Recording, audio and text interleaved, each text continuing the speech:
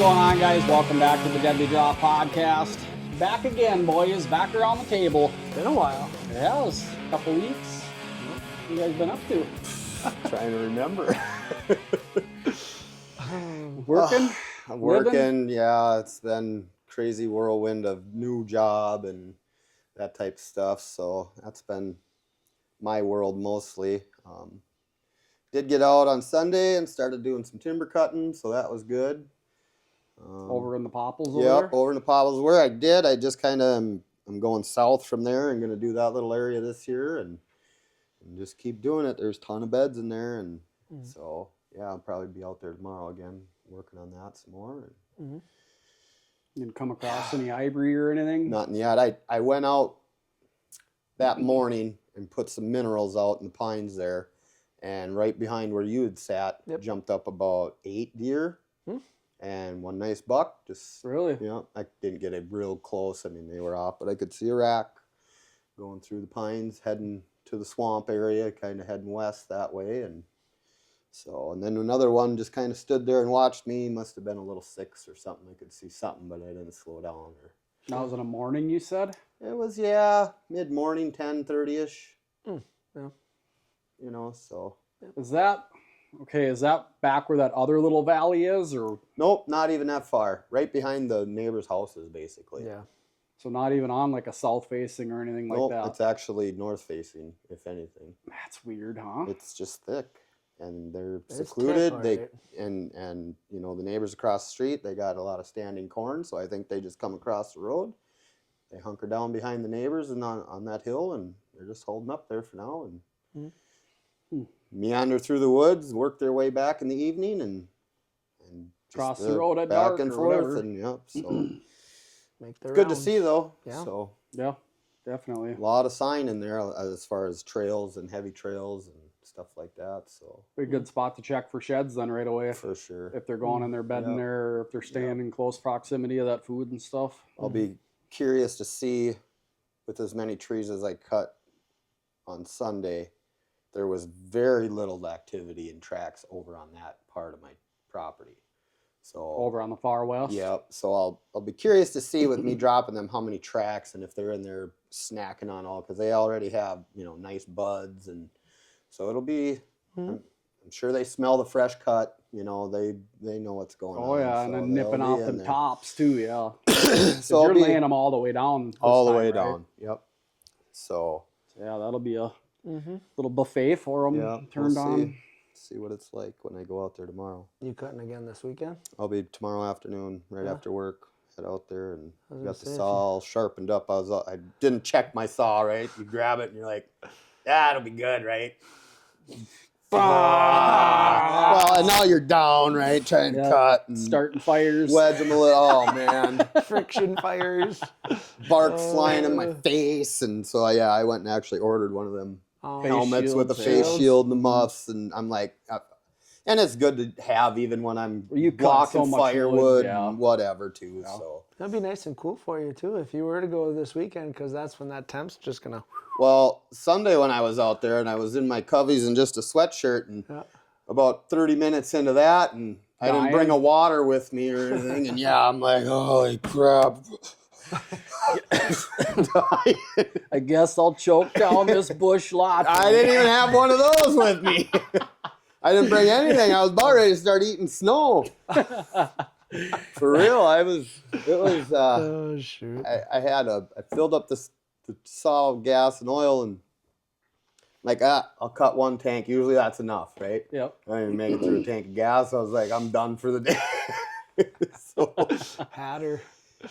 but yeah, I got a fair amount done off that corner, and I started on the outside edge, and I'll just kind of keep working my way in. And I'm not really concerned about blocking trails. Where the main trails are, I'm just going to drop them away from the trail, so they still kind of keep their natural path through where they're traveling. I'm not cutting every tree down, but I'm cutting, majority of them in there. Leave all the oaks, obviously, and whatnot. But yeah, anything that's 15, 20 feet tall and doesn't have a bunch of branches and stuff on it, I'm going to leave them. Let them mature Dry it a little up. bit, And so that's my plan. Nice. Good plan. But Good yeah, plan. minerals, got some minerals out. That was good. You know, they're going to be using that up, so keep dumping that out. Are you going to run any cameras on them just to kind of monitor for sheds? Or Nah, not really. I mean, I don't know. You know how my place is for sheds. I mean, it's kind of hit and miss anyway. Even when I was monitoring, to go and try and find them, it's pretty tough. It's pretty but tough. That 1 year when It did. Ovi lost Yep, that one, you for were like, sure. he lost him, we got to go. Yep. And I found one, yeah, which is pretty cool, Right. right? Never done that before. right. But so I don't know. Maybe in a month I'll go put a camera out, because I know my deer typically hold their racks late. You know, they do. So I don't get too excited till at the very earliest end of February. Sure. You know, so. Well, has there been any pawing or any activity in the bulbs? Not much. No? Not much. After that last heavy snow, it looked like out in the far plot there was one spot that something was digging in there, but the one closest to the house, not really. They're not traveling through there. They're not going to go there just to dig that up. So Right. I have thought about, I thought before, I said I'm going to do the same thing, but I might do something different in that plot, just to keep it more, maybe a clover blend or a mix with clover in it more instead of just the turnip stuff. I don't know. We'll see.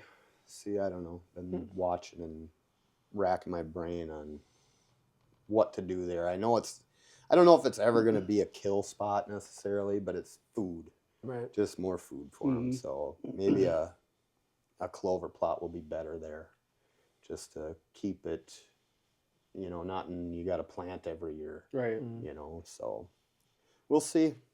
And that even, I mean, it's still, in my opinion, that clover is king. I mean, you might have spurts of, well, this is doing really good right now or whatever. But clover, I mean, from first green up all the way till the rut, they're eating clover. Man. And even after, they'll dig up roots and everything, when it comes down to finding food. And like I said, I'm not looking to necessarily hunt over that. I just want more food on my property. So if I can keep more holding capacity. Right. And if I don't got to plant it every year or year after year after year, it might just benefit me time-wise and everything else as far as that goes, to just have a clover in that area to where, I mean, they cruise it a lot more in the summer.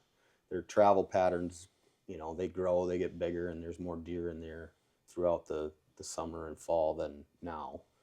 I tell you what, it'd be a good opportunity to get it in, because when those, like the rut greens plots, especially when they hammer all the forage down, it's like a freshly tilled, right? Because those big brassica leaves, they pretty much choke everything else out. Yeah. So then in the springtime, it's like almost like fresh dirt. You could frost seed right into that. Yeah. Hit it with, if you want to even hit it with the packer to make sure that you have soil to seed. I'll have to see what it looks like, because they didn't really eat any of the greens off of that a whole lot, except for that one south end, so I don't know how that's. You might have to drag your rake over it just to clean up all that through it just to cut matter. it up or something like that. Yeah, I don't know yet.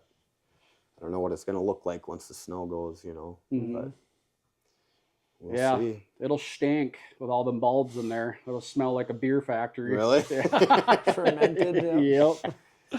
But I don't know. I would imagine should be some beneficial for the ground, because I mean, in certain areas, like even down in Iowa and these big ag states, they'll plant brassicas in the wintertime for like a winter crop. Well, I know like that cold climate blend that we used, it's got different turnips and to benefit your soil basically. Some are long, skinnier like a carrot, and some are bigger, so it really works your soil up. Help aerate it, work it up or whatever. But so yeah. How about you, fella? Been out on the folkses or no? No, I mean, I've been over there, just haven't done any poking around or nothing really. So the road's kind of going back to where all my cameras were at. They're all snowed in basically. So if a guy had like a snowmobile or something, the guy could kind of check some stuff out. But no, just watching some turkeys up in the yard there fighting and shit like that. So getting them going already. So, but no, that and kind of going through some of my stuff, and I was putting clothes away and stuff like that too. So just kind of flipping gears and looking at, like we were talking about scouting more and stuff like that. I know we make a trip usually to Wisconsin around that February, March time frame to kind of cut out some new trees and stuff like that. I like to do some more of that here too. Kind of dive in a little deeper on that app and kind of mark different areas and stuff to be able to read those topos a little bit more too, to see if, what deer are using and what they're not. So kind of doing that kind of stuff, I guess. Do some more around here, because I did a lot more over there than I did here. So kind of wanted to float around Minnesota and check out some other public land spots too.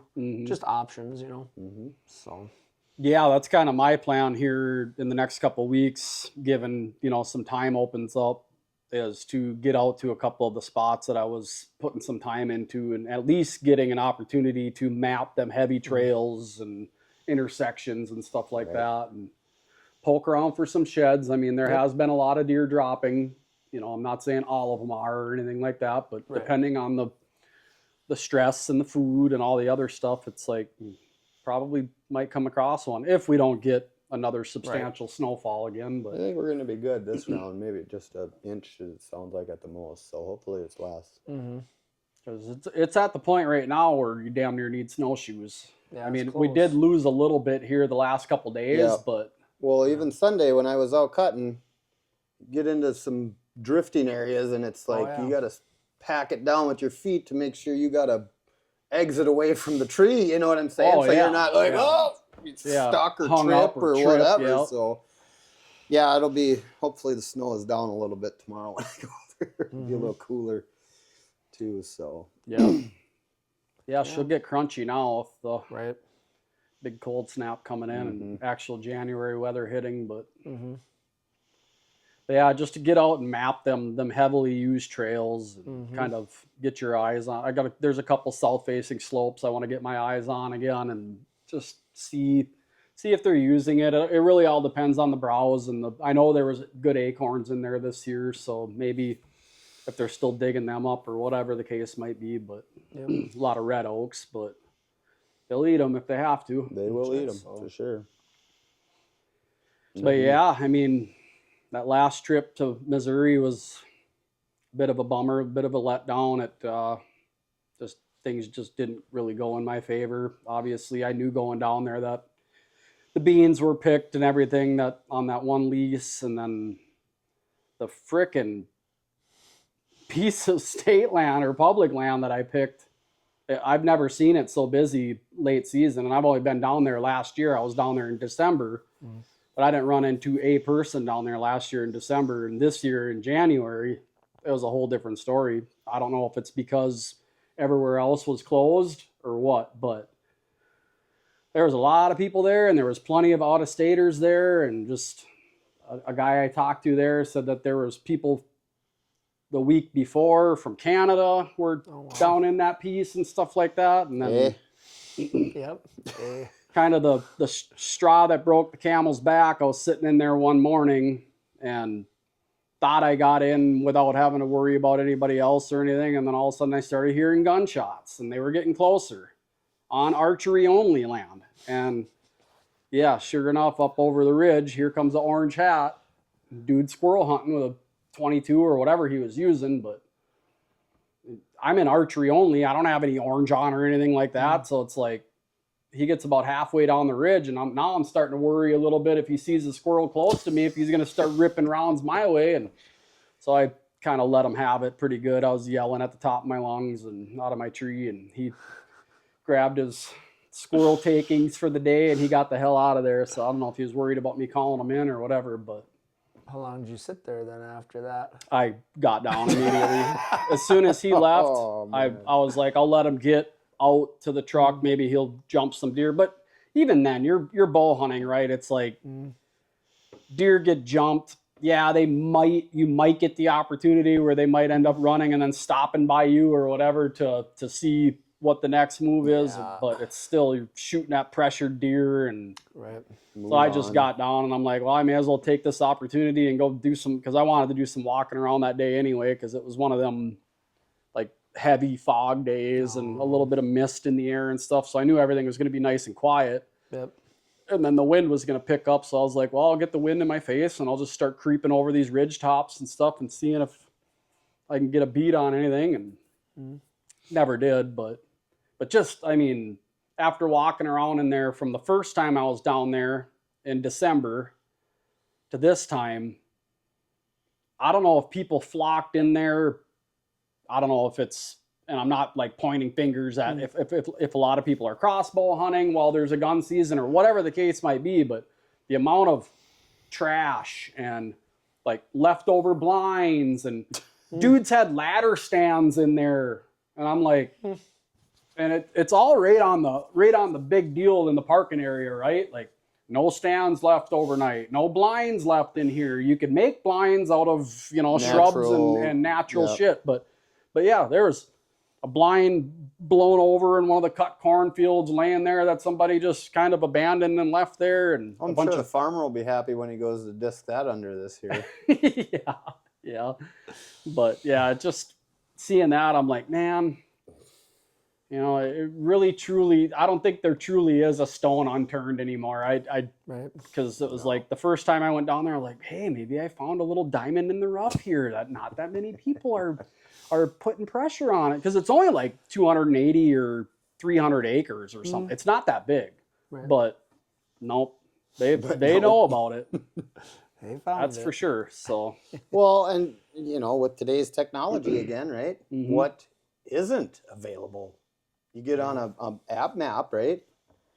You can find it tells you everything. It tells everybody everything. So it's pretty tough. Or at least a really good idea of what's there anyways. So, yeah.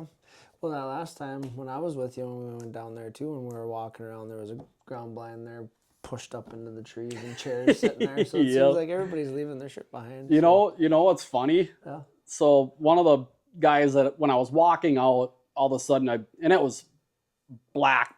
It was just blacker than hell, cloudy that night. Couldn't see the moon or anything like that. And I've been making especially late season, making a very good point of not even packing up my camera stuff until it's like dark. No movement, no noise until it's like black, so I can get down and slither out of there. And I'm working my way up, finally up the ridge, and I got down onto the walking road or the access road or whatever, and I'm walking.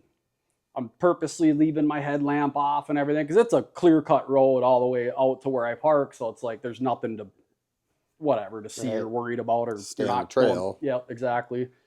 And I'm looking, and all of a sudden it's like the trees up in front of me are starting to get a little bit lighter, and I'm like, what the hell is going on? And it was like happening pretty fast, and so I swing around, and all I see is like a high beam. I was like, but no noise, and I'm like, not knowing is it the alien coming up the trail at me or what the hell? Well, here is this old dude, and he was flying on an e-bike.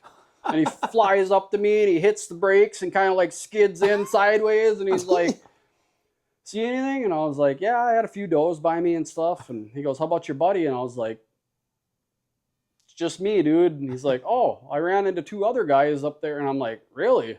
And got to talking with him a little bit, but he ended up, we talked a little bit on the trail, and then he rode up to get his bike loaded up and stuff like that. And by the time I got up there, he was just strapping his bike down and came over, and we were shooting the shit a little bit more. And he's like, so you come down from Minnesota? And I was like, yeah, a couple times a year I try to or whatever. And he's like asking me kind of where I'm staying and shit like that. But I was like, yeah, I don't know. I was like, this muzzleloader season just came through. I thought about going over and checking out another piece. I was like, but the last time I was there last year with a buddy, I was like, we just happened to pick the weekend that there was this basically like bow hunting deer camp that these guys got together on from all over the place. And there was like 20 guys or whatever. He goes, oh, you mean over here? He pinpointed it. He knew exactly who the people were.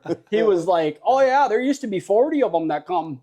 He's like, all they did was just got hammered and they'd walk around for the last hour. And I'm like, that's exactly what they were doing when we were there. So, and I was like, and I got walked in on 3 different times, the lucky guy. So.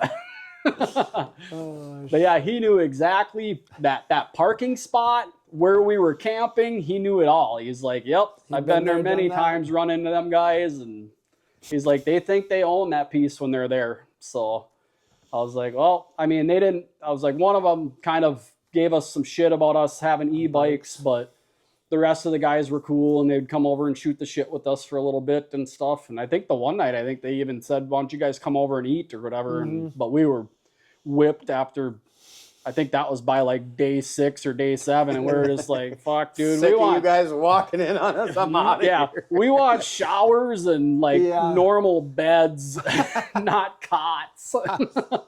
Ugh. That's funny though. Small world then. So yeah, he's been there, done that. So Granted, yeah, I mean, it's only probably 30, 35 miles away as the crow flies. So, I mean, not too far away, but yeah. Small world in that case, especially for that hunting party, you know. Right. So, yeah, we weren't the only guys that ran into them guys over there. Yeah, so. they were saying it was an annual thing, so I believe a bunch of people probably ran into him. I'd imagine, especially if there was 40 of them way back when too. You know, that's a lot of people. So. And how many acres is that chunk you said? That one's big, big like chunk. because there's some other like military owned property and stuff that adjoins with it as well. So that one, I want to say it was like 2,500 acres or something like that. It was a pretty decent size, good chunk. But yeah, I mean, it's again, it's awesome having pristine stuff with food plots and stuff like that, but it draws all that attention too. So it's like in those areas, I don't know if a guy's almost just better off just crawling into the thickest hellhole you could find and just waiting it out, or look what happened with you and Johnny. You know, yeah. So most of those guys aren't going to go in that, right? No, you know, yeah. There was, especially not drag one out of it. Wow. I mean, I felt, like I said, I felt bad for them guys, and I was walking behind them with a running camera, and they're just dying, dragging a 5-year-old through that shit. I mean, just, high and tight was pretty heavy to try and drag. But I only had to go from here to the fence to get to my road, you know, and that was too far.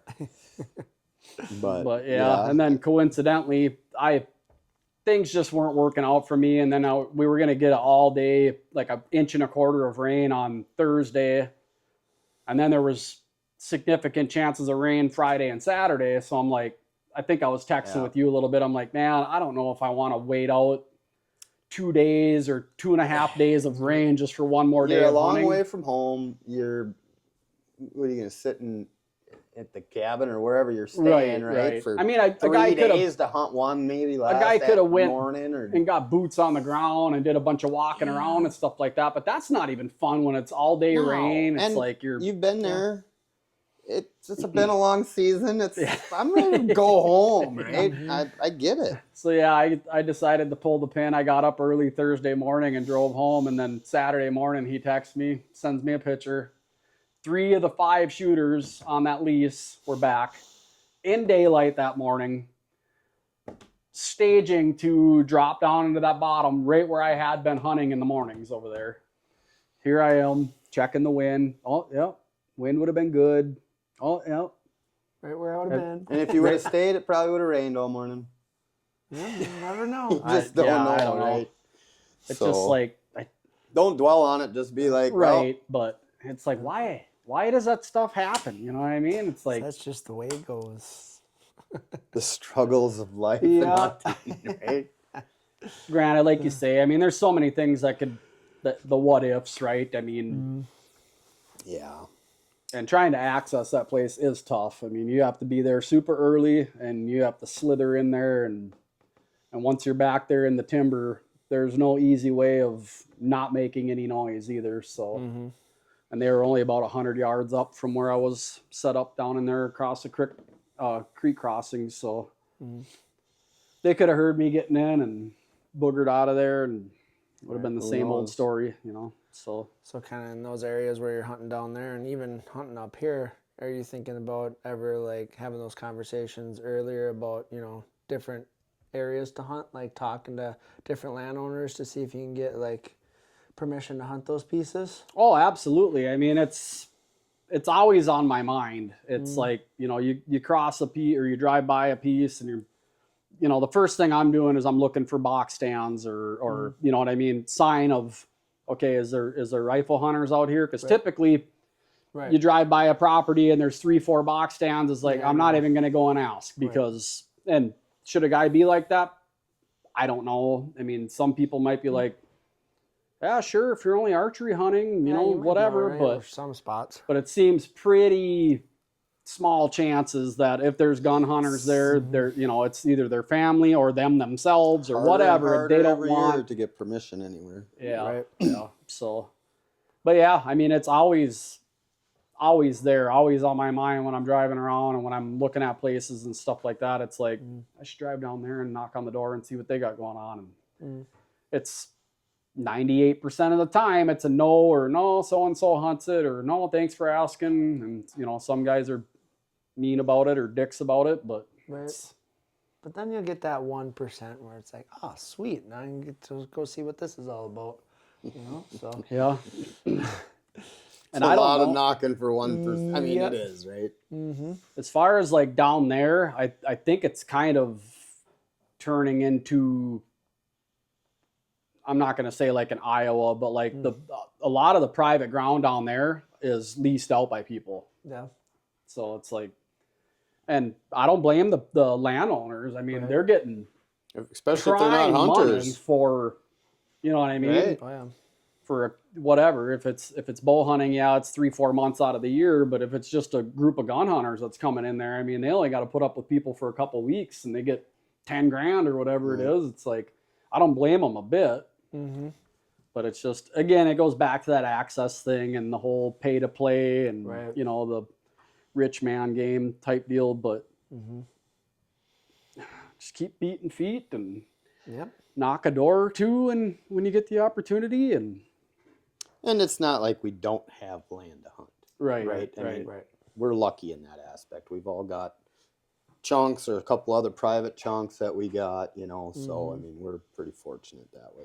Yep. But when you go down there, I mean, it's situations like that where, you know, what do? You either try a little bit, see if you can get, or you just go with what you got. You know? Make it and that's work. the beauty of public, aside of, you know, just you're already just telling yourself like, I'm going to deal with people, right? You know, so it's like now I have to hunt the people or the pressure, and figure out spots where they're not going that the deer are, you know. So which, you know, to some people that's the key, and they figured out the formula and they're like, yeah, these guys are smashing in 2.5 miles and I'm going over here to this first thicket on the left that's 200 yards, and, you know, if I get my binos angled just right, I can see my truck here, and they're killing deer out of it. So but finding those nooks and crannies, finding those little thick pockets that are holding deer, and a deer can sit, and they're gaining intel on us just like we are on them. You know what I mean? I mean, that's what makes it harder and harder and harder. I mean, you're giving them information too, you know, constantly. Every time you step foot in there, I mean, they're not dumb. Right. That's right.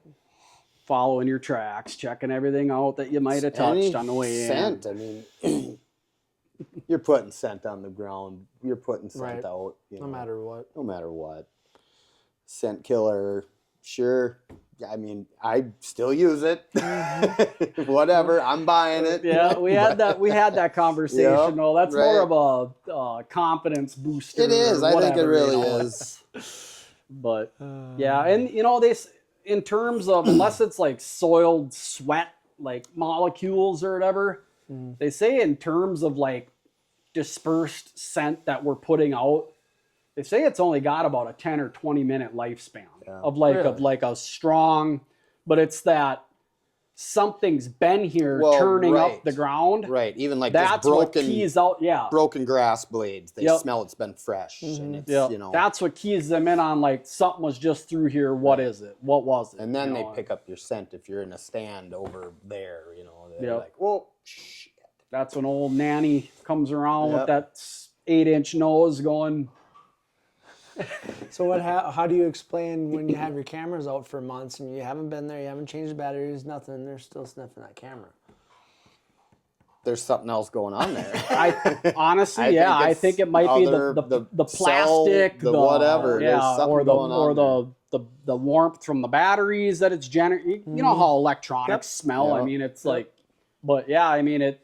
There was he was actually like a dog trainer, you know, canine type, whatever, cadaver type dude or whatever, and he was like, yeah, there is a lifespan on, like, you know, walking through the woods and like brushing up on something or whatever. But it's that real saturate if you're sweating or you know, anything like that. And again, you know, the argument of the whole scent killer thing that kills everything altogether is about 85% of the scent that you're dispersing right here. Yep. And you have to breathe.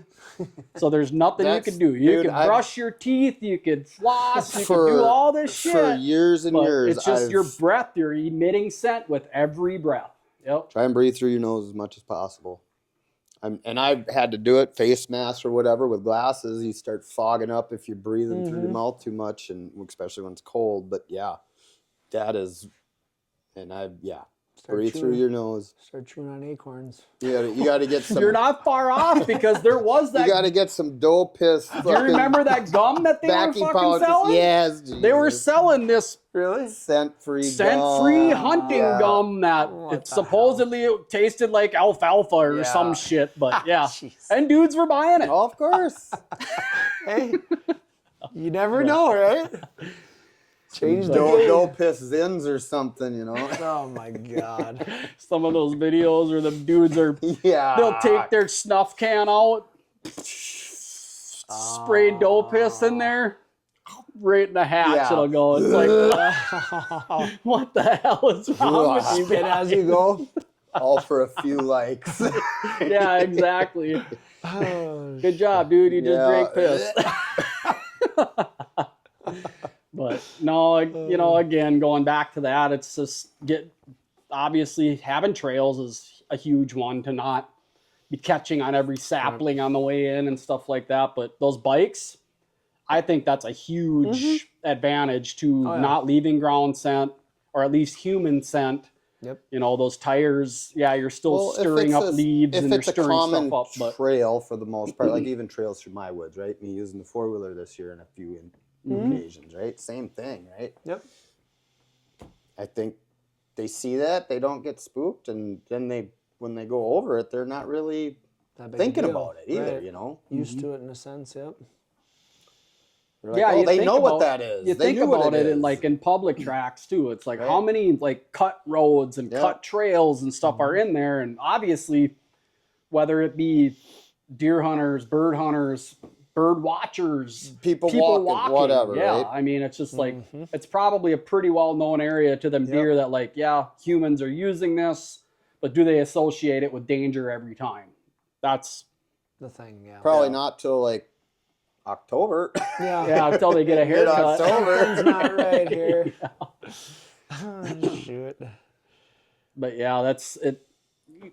I don't know. The more and more I listen and watch the guys that are killing consistently all the time and stuff like that, that's one of the last things on their mind is like the ground scent and stuff like that. Yes, the wind and the active when you're hunting, that's what's key.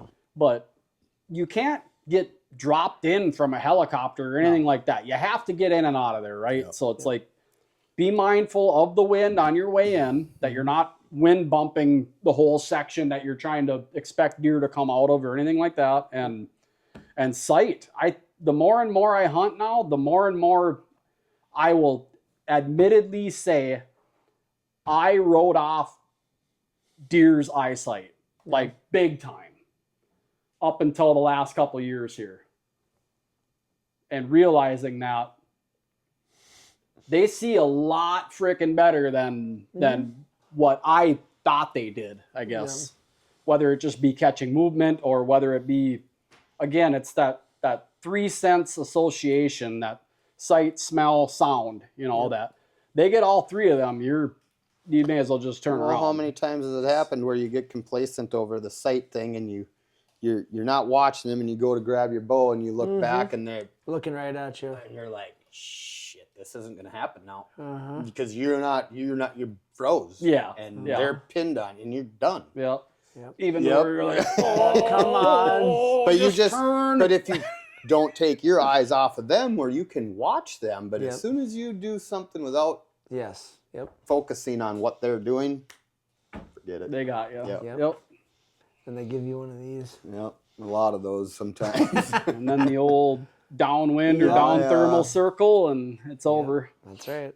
But yeah, to connect those 2 or 3 dots again in their brain, and it's just like, boom, that's okay, danger, gone. Yep. Yep. So, but yeah, it's definitely something I've been thinking about a lot more, especially late season. It's like, We are so much more open. Right. yeah, it's like now, You can see all the way even through. even back there on that high point back there, it's like now in the daytime, you could see if there's any deer in my food plot right now. Right. It's like, Just sit So- from here and glass it if you want. yep. Yep. So, they pick those little high spots or those little, advantage points where they're like, yep, I could see a half mile now if I need to. So Yep. another big one to, I guess, stay focused on, but Right. that and just, trying to gain as much off-season intel again as Yes. possible. I mean, so are they doing different things right now? Sure.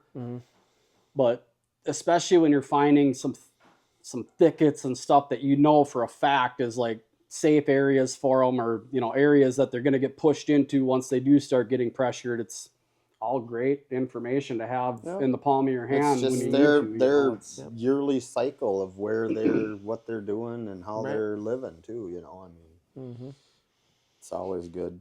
Go walk the woods and learn every time you go for a walk, right? Yep. Yeah, and each section will be different. There was one section that we'd hunt. It was a couple of years ago. It was hotter than hell. There's deer in there all the time. Last couple of years, nothing. Doesn't mean it won't get hot again. It just depends on where they're at, right? So And there's so much logging going over there too, where They're where you moving. guys that those fresh cuts and all them fresh browse and everything that are coming up. It's like, oh, the grocery store moved 500 yards this way, guys. Let's go. So it's like, Yep. Especially up that's- there in that area where there is no egg really at all, right? Yep. I mean, very little, if any. Right. Exactly. so That is their definitely egg. if you're logging shit, logging those timber Yep. cuts, I think is going to be a big one for you, because Yep. you start to get into some of them 3-year, 4-year cuts Right. where now it's like, you're telling me I got to walk into that, like jungle, nasty, like Yep. barely get a shot in. That's where deer are going to be hanging I out, love that especially stuff. come when you guys go over there in November, and there's been plenty of people through there, and all the bear hunters and dog hunters and stuff like that are through there. That's where they're going to be, Right. into that shit. But Yep. and just for forage itself. I mean, you said there's plenty of water pockets and stuff around that stuff, so Yep. just in that thick, nasty carpet that you gotta try and crawl in. Pack a sandwich and plan for all day. Pretty much. Exactly. It's been a while since I've been in some thick, nasty carpet. Yeah. Oh shit. But yeah, I've always, and I'll admit, I've been a person too that finds them open pockets in timber, and I'll kind of sit in them open pockets and stuff, and it's like, man, there's trails coming in here and stuff like that. It's like, why am I not? It's tough when Seeing you're deer archery in hunting here. though too, right? Because you got to give yourself that shot opportunity. You got to Exactly. you don't want to be Right. trying to, Yeah. I got to squeeze Fit one one through these through. branches, right? Yeah. So, I mean, but you got to give yourself enough cover and cover for them to feel comfortable coming through there too. Yep. So, yeah, goes both ways. You just got to find those spots. I think too with me, it's like those open areas, I really like trying to utilize calling and stuff too. So it's like, especially around that Halloween You can till see how, till the gun way out season. there, Yeah, it's like, because you might get that buck that you hit that grunt a couple times, and you better grab your shit because he's coming. You know what I mean? But then you might get that buck that hears you, looks up, Don't see nothing. okay. Pretty soon he disappears in the tree line, and you're like, fuck, here we go. Yeah. He's gonna half moon, and he's gonna get down, and I just gave myself up, and that opportunity is over. But Yep. so yeah, right. I kind of trying to. That's going to be another game plan I think for this coming year is just to try and put confidence into these thick, nasty areas that nobody else really wants to go into, and whether it be pressure pushing deer into them or just them feeling safe in there or whatever. But there too, how many times can you get in and out of that stuff, especially if it's their safe zone or whatever the case might be, that before you push them out of there to where it's not safe anymore. Well, Pretty secluded, safe spot though. They might run out, but if it's that they feel that safe there, they'll go back. Right. I mean, granted, how many times? I don't. Who knows? But you'll find out. Mm-hmm. You learn real quick. You'll learn. Yeah, because we have a few spots like that too, where you basically just have one little window and that's it, and you got to be ready the entire time because you just never know when they're going to take that trail, and that's the only opportunity you got. There ain't no hesitation. Then at that point, you got to know it's there, and you know how they sneak and all that. It's like, and that kind of sucks because then you got to be on edge the whole time. Like you're literally just watching that Staring spot. at that hole. Well, then, just waiting. It's right. It's like you don't get the. Is it one I want or it's just. It's there. Are you in the moment or not? Yep. That's right. 140 goes to 115 real quick when you get on the ground. Ground shrinkage, they call that. I think one time in my life it was bigger than what I anticipated, and that was the biggest deer I've ever shot. But yeah, that's the only time. Yep. Yeah, you get in that moment, it's like, shooter. Yeah. Oh no, it wasn't a shooter. Yeah, I got a bunch of these, but it's still, it's always fun. You're always proud. I never downplay it. I never go, shot the deer. There ain't no taking that back. No, it's still thankful and glad to have it, right? So. That's right. But yeah, along with that comes, the fun stuff and even the mapping for turkeys and stuff, because that's going to be here before we know it as well. So it's like when you're out scouting for deer, you're already looking for turkey scratching and cross shed hunting and kind of everything, all of the above, all at the same time. So really, what turkey season starts? What, mid-April? Mm-hmm. Yeah, so we're 3 months. Yep, it's coming. Yep. You saw how quick deer season went. Oh my gosh. What? Yeah. Wait. What? Season's over? Granted, we're in the heart of the winter now, where it's like cabin fever. Obviously you can get out ice fishing and get out scouting and stuff if the snow lets you, but it's like a lot of days spent indoors and getting the itch to. A couple nice days like we've had though. I mean, 38, almost 40 degrees in January is pretty. Nice. We'll take it. Yep, for sure. Because we got January weather in December, so. Now it's coming now. Yeah. For a good stretch by the looks of it. I'll take the cold over the snow.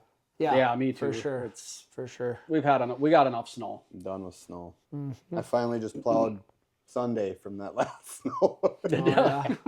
Now it's all dirt again. So nice. Yep, get it ready for the next blanket to come down. Yep, I'll pack that one down too. There you go. Yep. But yeah, that's about all I got for this week, I think. I don't know unless there was something else that you guys just had one going thing on. I want to mention that I caught on the Bowhunter Die Guys channel. They were at the ATA show and going through all new products, and if you check out that show, they 3 of them have like 3 different products each and blah, blah, blah. But the one that I really saw and was kind of like, oh, I might have to try that out. They got this solution, comes in a bottle, yay big or whatever, and quart in a jar and for fletching arrows. Instead of cutting and scraping, and take your arrow, dip it in there, let it sit. All the things fall off. Your wrap falls right off. You don't got to sit and... So now that doesn't wreck the shaft? Nope, and they mention that. They talk about that too. It's a solution where it doesn't damage your glass or your aluminum or whatever type of arrow. Right. So it just dissolves that adhesive or something. That adhesive right off. So your fletches fall off. You can wipe them wraps clean. even too. Wraps even. Yep. I like that. Yeah, and it's reusable and reusable and reusable. Even though you've used it, you can That's cool. So dump put it in a back mason jar or keep something. it and- sealed. yeah. Yep, they said, but it's like $50 or whatever. I don't know exact price, $40 to $60, but Everything's boy, tell you what, to sit there instead of scraping and sanding, and you're 'cause then taking a you're- little bit off every time. I've always fletched Time arrows, right? saver. Yeah. Stick your shafts in the jar All overnight. 6 of and them the at a next day time, and I don't even think it's that long. really. I think it was like half hour, Oh, something like shit. that. Ain't nothing. So Cool. something to check out. I can't remember the brand or the name of the company, to but look, if you right. check out their show, it'll be on there. So figured you guys would be That'd be Yeah, cool. that'd be that for sure. And, definitely something to look into. What was Right. the other things? oh, they had a bow holder, a hands-free bow holder that Oh, I saw that. goes on the your- hook that goes on your Yep. vinyl pack. Yep, Yeah, there was that's that. that spider rig. They make something kind of similar to that too, or you could either clip it on your saddle Yep. or your backpack and hang it on your Sure. back. But Nothing yeah. else that really stuck out for me, I guess. I mean, new stuff. It was Did you cool. see that? And Did you see that Revolution bow? Oh, yeah. that one with That I comes saw up it, but I didn't around. see. Looks like this crazy. It's Yeah. got pulleys on it up like that Yeah, big, and I like saw it, and then yep. limbs above that. something like it. I saw some guys shooting it, and I was like, it's an interesting concept, and obviously in the compound world, it's got to keep going somewhere, right? Right. I You got to mean, change something. yeah, Right. And exactly. there's only but you it's really like, can't change. Maybe there. I mean, I'm no engineer, right? Mm-hmm. But you're pretty limited on what. I mean, Where look at you're at even where now. they're going and what the little things that they're doing to get it's a lot of a accessory sale based to get a stuff now. sale Yeah, on a bow, yeah, right? yeah. I mean, the speed they can't get much faster. Right. They've shrunk that brace height down to 6 inches now. 6 and yeah, it's. It It is what it is. Where You know, do you go? I was talking with Yeah. Koulis last night. He was looking what bow, this or that. I'm like, dude, just restring your bow. You have a great bow. Yeah. Just put new string cable on it. You don't need to go buy a new bow. Right. You don't. I mean, it's fun. It's always fun to buy a new bow and Right. do it. And I've been thinking about it myself. But, yeah. but it's But not he's net- it's not he's had that needed. bear for like 15 years though. No, he bought that the same year I bought mine, Creed. So it's been 10 years. But yeah, I mean, they're You're dated. going to see a substantial improvement from your Creed. You know what I mean? And you've shot the lift, you've shot mine. And I still prefer, even though mine, right, it's a little harder to draw. That's mostly me. that But it does, that bow does that pull wall hard. on that Creed It is a tough wall. But that's a tough the wall. brace height on it is still like 7 and Very a quarter. forgiving then. Very forgiving bow. Very accurate bow. And it was put out, I think, at like 330 for IBO, which Sure. It's faster than some of the new ones. so I mean, and I hate that IBO. I hate it. Yeah, I think 'cause it's it's just like- absolutely Yeah. the dumbest shit You're to not put out shooting there. 120 grain arrow. Tell me what I'm hunting. shooting when it's Yeah, all it's- set up for hunting, like 280. Right.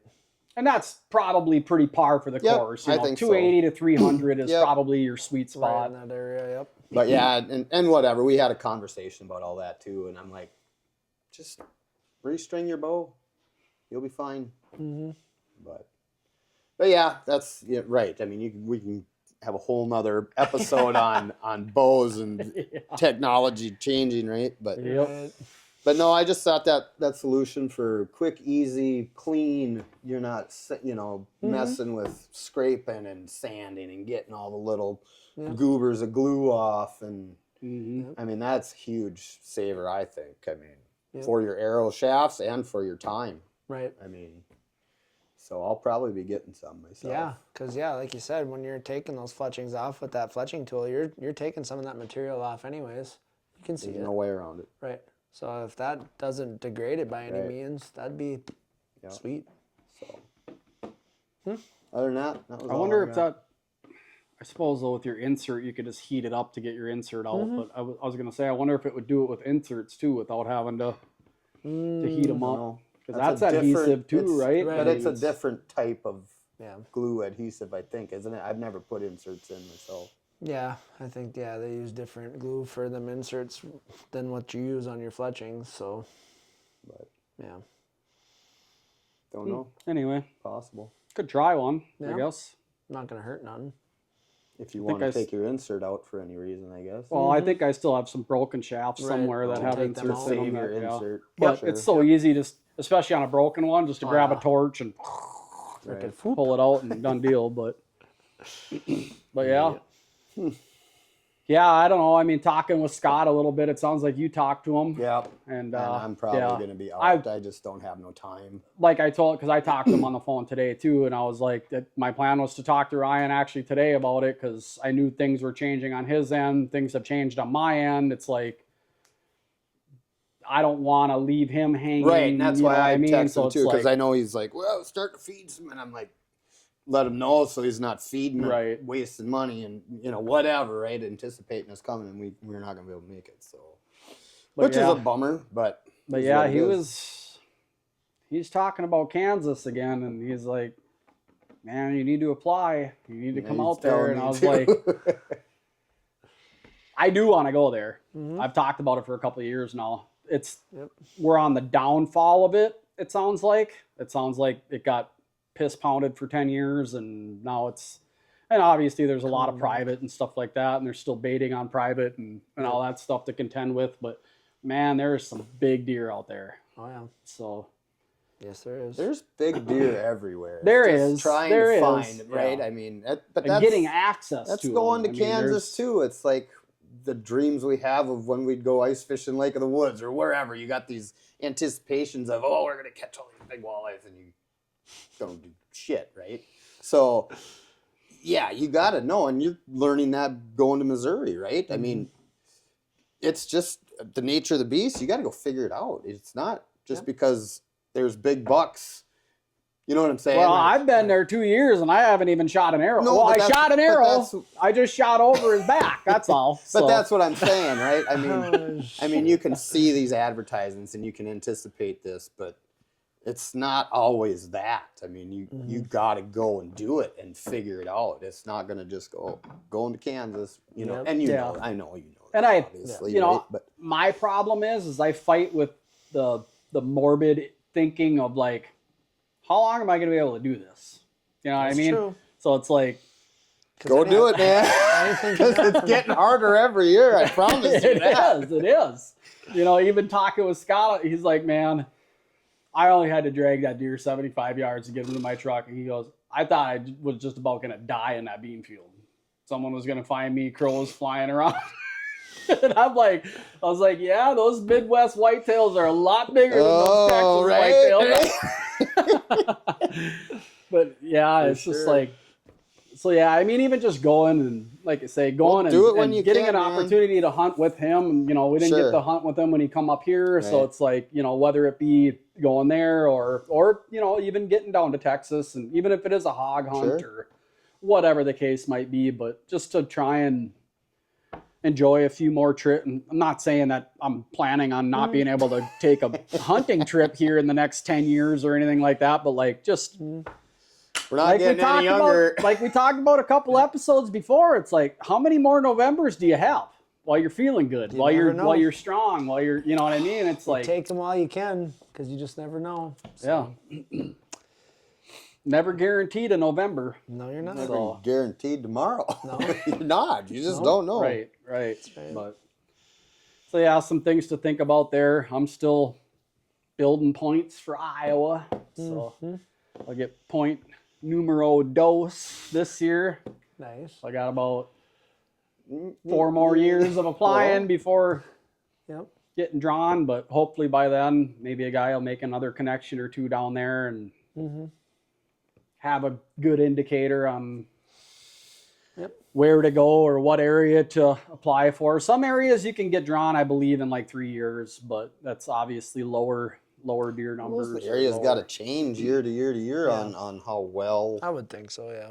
whatever, right? I mean, but somewhat. yeah.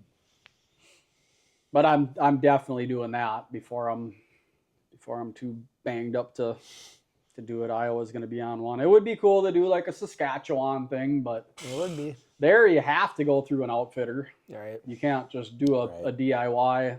But Yeah. I don't know. Canada's money grab. Yeah, pretty much. But for the right reasons. I mean, when the deer down there, the bases are like this on them, and their bodies are Huge. 300 to 350 pounds. It's like You're not dragging it anywhere. no. You're Hook it not. up to the old 2-stroke in the Yeah, sled. and- Here we go. But that'd be a cool hunt to go on. Mm-hmm. I don't know. Guy just needs to strike it rich and start mapping these things out. You know, There's 5-6 of them a year, and Yeah, there's a lot of cool places to go Yep. that aren't really too far away. I mean, so build a shack on some land in Iowa or something, so you can be a resident. and then float for all the connecting states. Yeah, all the over the counters. Yep. Yeah, that'd That's be what a lot of perfect. guys do. Oh yeah, Yep. Yep. but Yeah, that wouldn't be a bad get either. just got to get the finances together. How are you gonna do That's that? that's part of the equation. There's the money part and there's the time part. Yep. Yep. So. And unfortunately, time is money, Yep. Yep. and time you can't get back. You don't Nope. get it back. Not 1 minute of it. It gone. But anyway, I think we're just rambling at this point, so we're gonna wrap this one up. Probably the last time we're gonna see Rai in the flesh for a while. For a huh? little while, yeah. It's going to be tough working 3 to 11, Monday through Friday, and Saturdays for the next 3 months at least, sounds like. So could be, I won't be every Saturday, I guess, but maintenance, I mean, the Still, yeah. production, yeah. So it's going to be tough for sure. We'll see how it goes. But yeah, I'll try and catch up with you guys as much as I can. So Yeah, well, hopefully, we'll probably plan for some riverside ones and stuff like Sure. that too, to see if we can't catch it at a decent time or whatever, to Right. where you could hop on for an hour and whatnot. But Yep. yeah, life's a changing, and it is. you and gotta change with it and have to. That's right. roll with the punches. So, but yeah, we appreciate everybody listening or watching, however you're checking it out. And thank you to our partners and sponsors, and that's about it. Stay deadly.